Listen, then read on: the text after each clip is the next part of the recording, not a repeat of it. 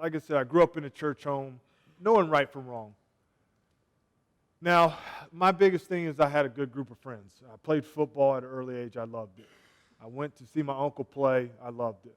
I started to play other sports because I was tall. And my friends, it kept me out of trouble.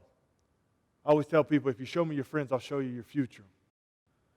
So as we go through my senior year, we have this opportunity. Colleges are writing, colleges are offering scholarships. University of Nebraska in 1993 was playing for the national championship against Florida State and Charlie Ward. So I'm like, here, the head coach is in my house, which is a man of faith, and Coach Osborne. As he comes in, my dad had just been on a trout fishing trip, and there was trout, and so you would think that he would come in talking about football. That was totally the opposite. He wanted to talk about fishing. And I was just standing back there, and I was like, wow. I mean, this guy is about to play for national championship, and he's in my house talking about fishing. But you could just feel the presence of him being calm, faithful, smart, most of all, a believer. And he let that be known. And that was pretty cool.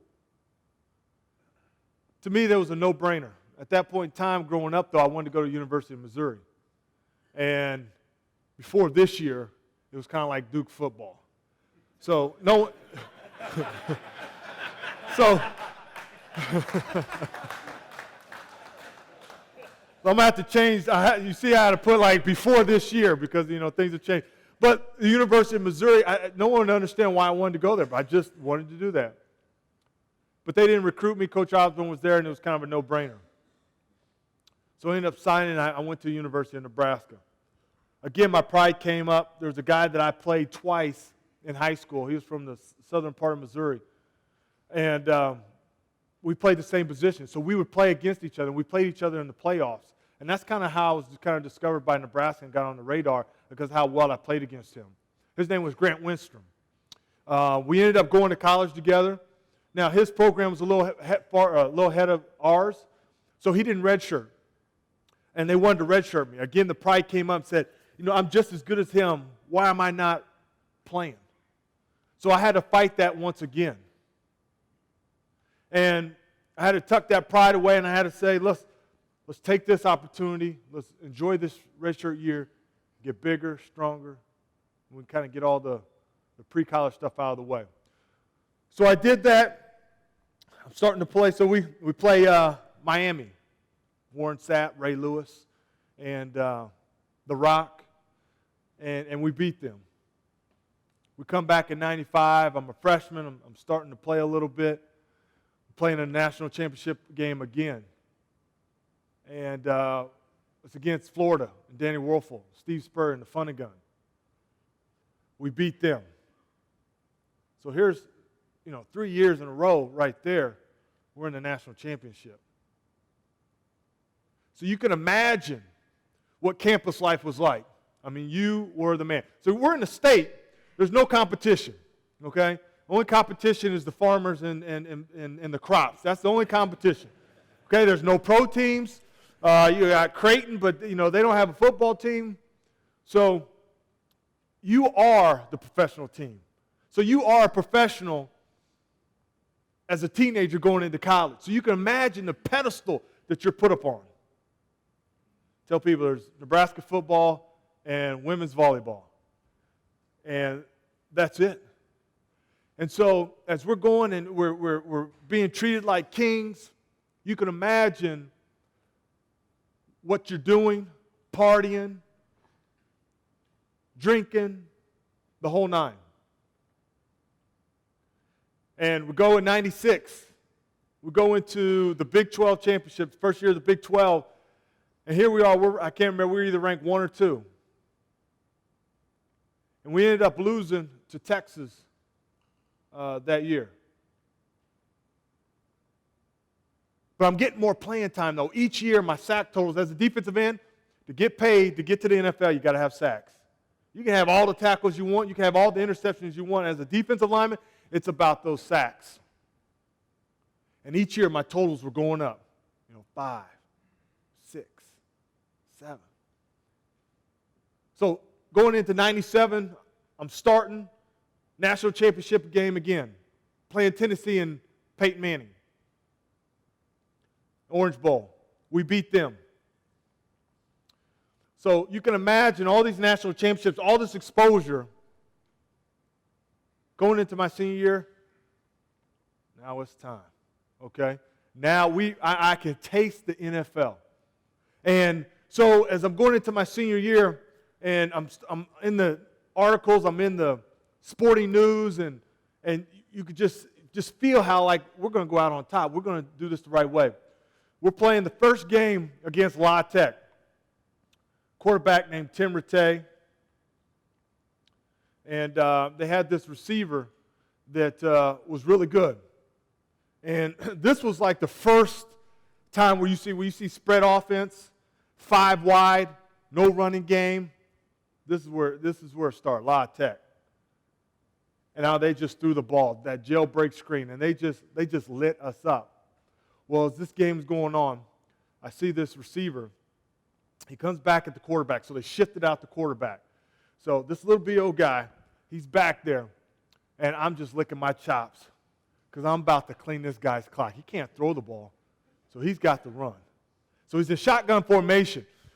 So the ball's hiked, it goes over his head, and it's bouncing. So he's running after it, and it's all in slow motion.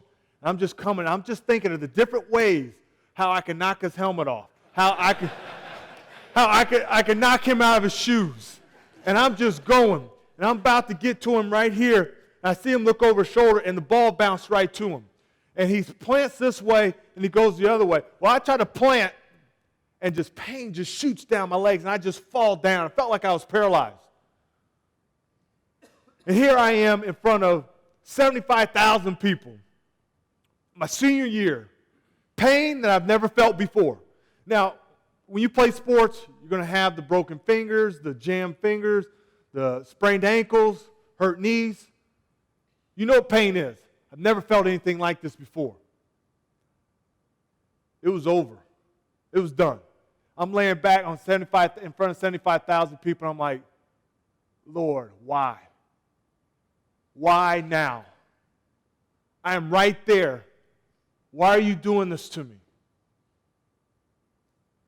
They get me back in the training room, and a couple weeks go by, and they don't really know what it is, but what they think it is, it's career ending.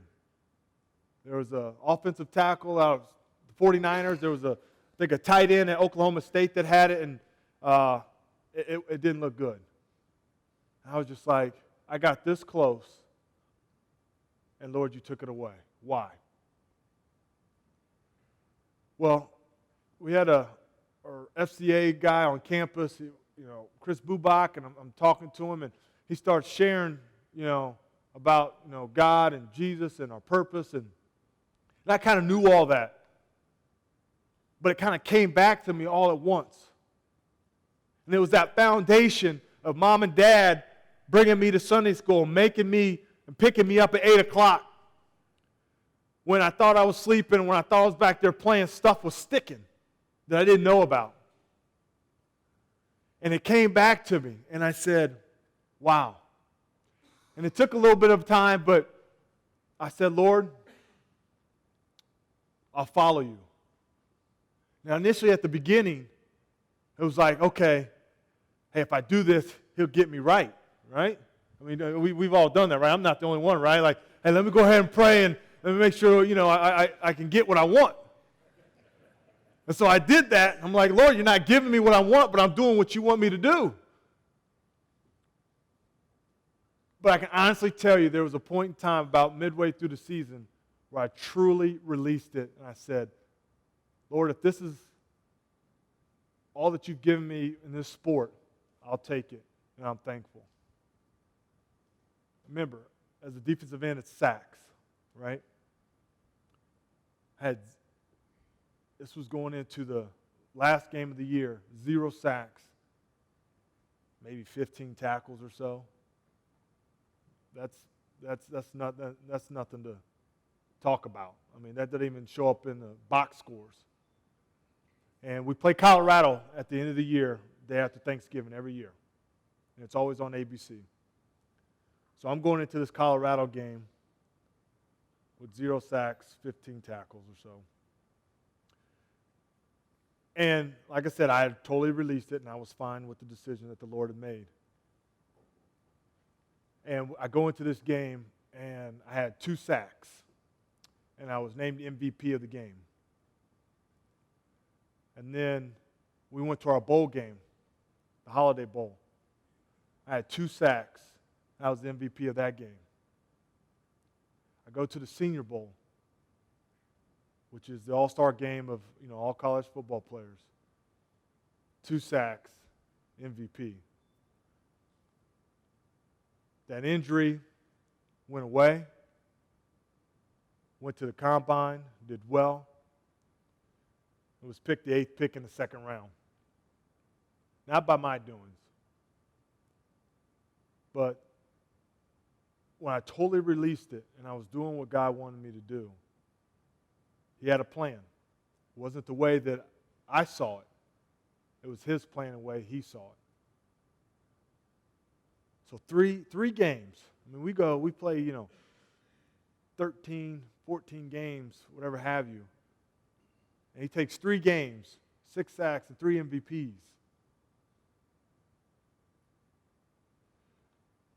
It's always stuck with me. The Lord is good. Now, it was for His glory. I don't understand, why He chose to do it that way, but that was His plan. There was nothing like being at home and seeing, Mel Kiper and your name go across the ticker to hear that phone call. But that wasn't the end of the journey, And the Lord and the Lord continues to work on you, continue to work on me. Because where we had study hall and dealing with that kind of stuff, now we're in the pros. I'm grown. I got my own bills, and we got some money in the bank. So there's a new set of problems. And so as I fast forward and as we played a number of years in the league, as 2006 came along, been in the Super Bowl, Pro Bowl, here comes this other bump. I was just thinking about retiring. Mike Bunkley, my rookie year, has been a big influence in my life because he's kind of been that gap, to kind of help push us because of the grind of football. And you got, 60-something guys in there, and you have all this money, and you have all these conversations, all these different walks of life. It's easy to get distracted. A lot of time on your hand. Time and money is not good.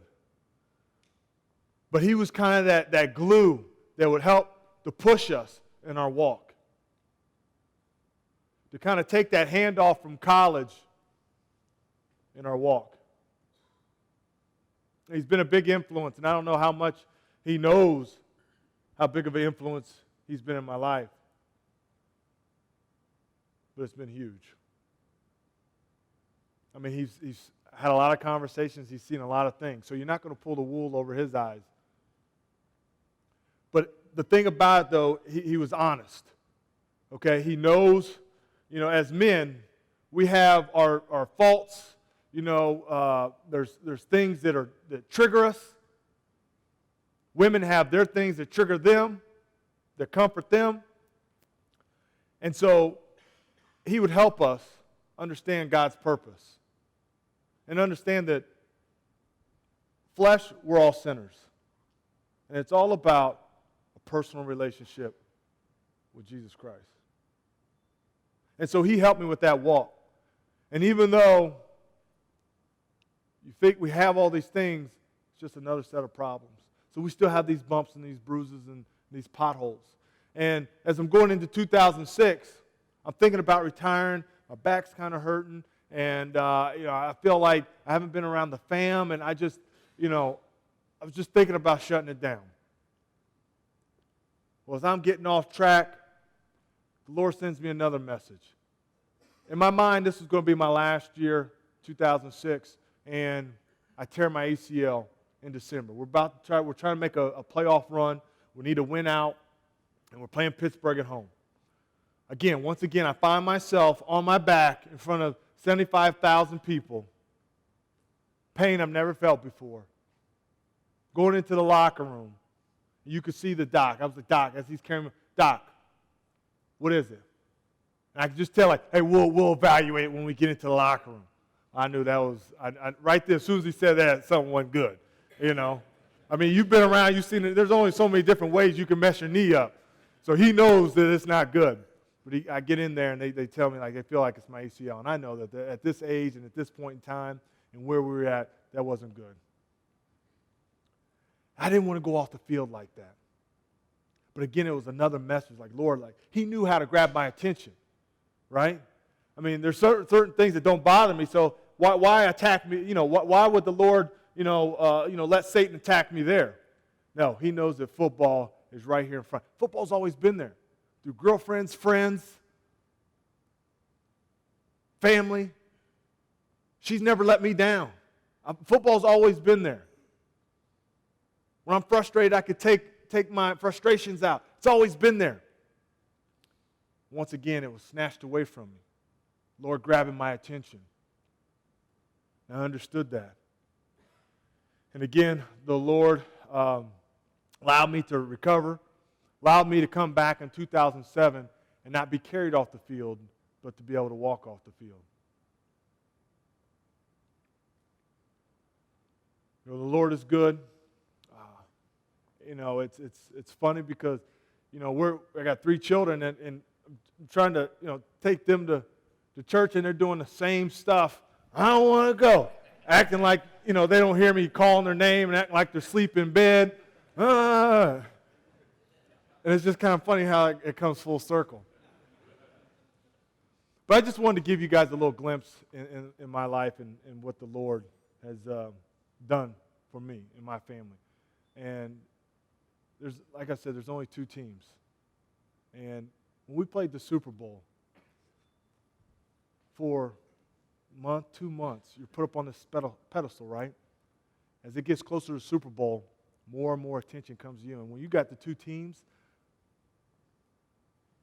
you got world media on you, treating you like a king, and we play this game, and as soon as we lose, these guys in the yellow coats, they would come with this rope, and they just herd you off like some cattle to the sideline. I mean, so one group comes from the middle of the field this way, another group comes down this way, right? So they're just coming in like this, and the locker room's over there, and they just kind of pushed us to the locker room. And that was a bad feeling. That was a bad feeling. But it also helped me realize that there's a winning team and there's a losing team. And there's only 2 teams. And the beauty of it is that when we went and played that Super Bowl, we didn't know who was going to win. But in this game of life, the game is already won. You just got to choose the winning team. So I challenge, you as a group of men, all of us, to be open, to be honest. We all have our faults and where we struggle at. To be open, to pray about those things, to be revealed. I thank you for the opportunity.